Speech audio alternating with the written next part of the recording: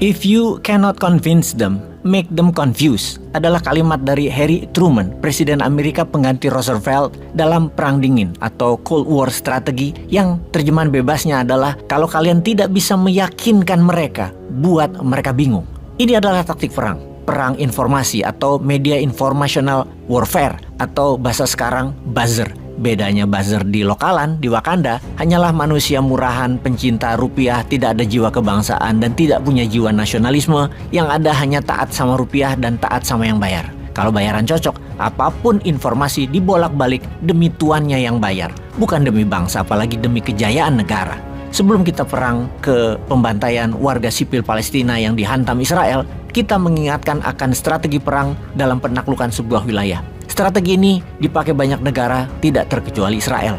Ada 5 hal yang merupakan SOP, Standard Operational Procedure, yang perlu dilakukan untuk menaklukkan sebuah wilayah. Nomor 1, ubah sejarah.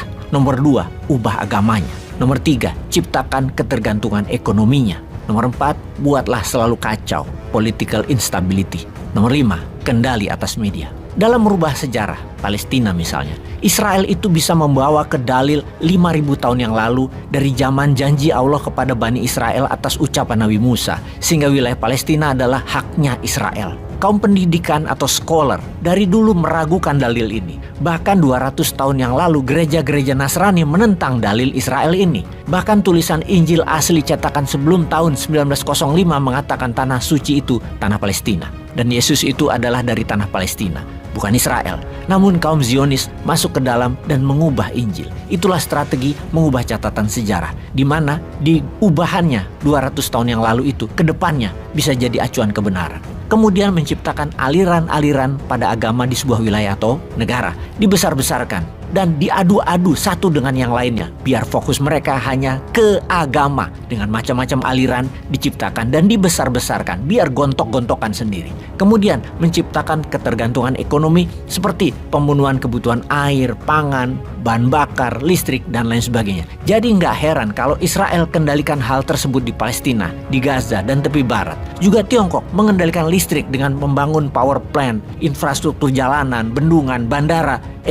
Kok balik ngomongin Wakanda? Tuh ampun, kita lanjut. Kita ke Israel lagi. Ciptakan ketergantungan, itulah strategi penaklukan. Kemudian selalu dibuat ribut dengan adanya faksi-faksi, dengan adanya ideologi dan ajaran aliran yang berseberangan. Itu diperlukan untuk membuat sebuah wilayah yang akan dicaplok selalu ribut dan tidak stabil.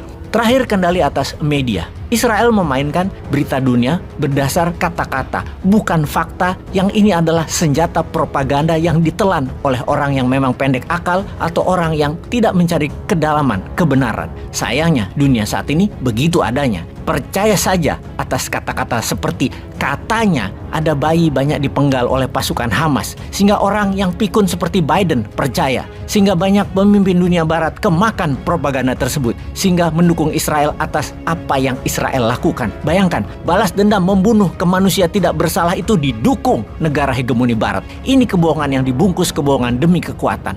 Seperti video terlampir.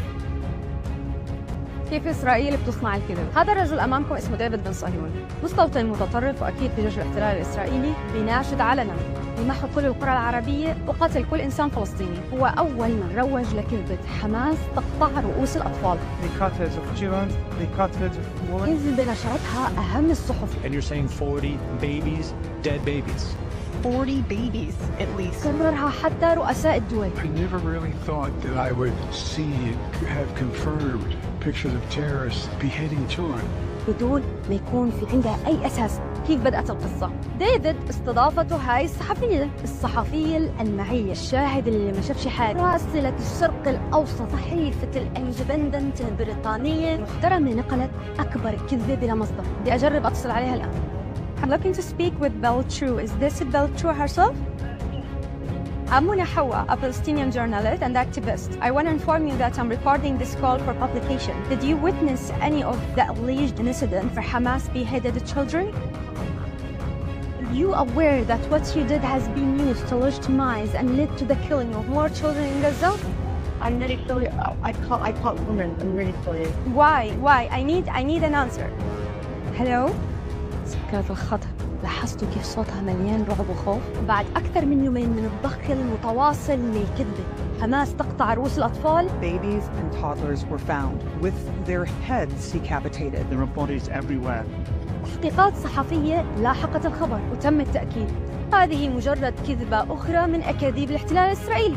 هون بدأوا الصحفيين اللي نقلوا شهادات جيش الاحتلال يعترفوا إنهم ما شافوا شيء. البيت الأبيض نفسه اعترف إنه بايدن كمان ما شاف شيء، بس الفيديوهات ما زالت موجود. واحد منهم صار واصل لأكثر من 27 مليون مشاهدة وما حدث.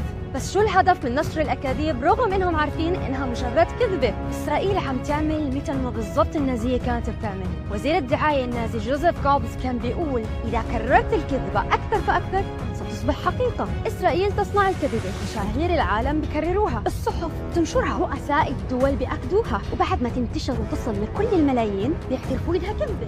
Kembali seperti kalimat di awal oleh Harry Truman, kalau tidak bisa meyakinkan, buat bingung. Itu yang dilakukan Israel. Karena dunia tidak bisa diyakinkan oleh Israel, ya dunia dibuat bingung. Tapi kita mah santuy, kita nggak bingung. Hati dan pikiran kita tetap tahu bahwa perang di Wakanda saat ini adalah ego dua manusia yang ingin selalu berkuasa, dan hanya dirinya serta kelompoknya lah yang pantas mengelola bangsa ini walau hutang menumpuk, walau ekonomi nggak tumbuh. Tapi tetap tenang, ada buzzer. Ya loh, kok ke Wakanda lagi ya? Harusnya Israel kita ngomongin. Peace.